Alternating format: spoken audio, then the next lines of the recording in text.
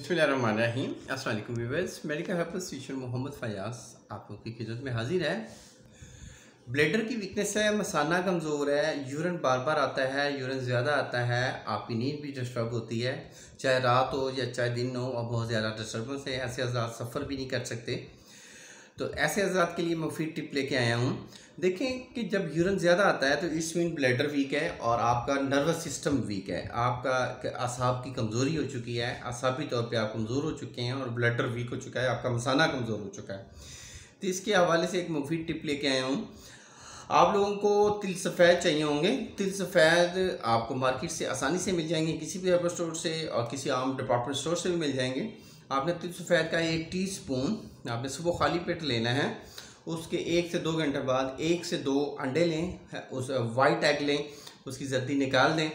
इंशाल्लाह चंद दिनों के इस्तेमाल से मसाने को ताकत मिलेगी और आपका नर्वस सिस्टम जो कमज़ोर है, आपकी असाबी कमज़ोरी है, वो भी इंशाल्लाह दूर होगी।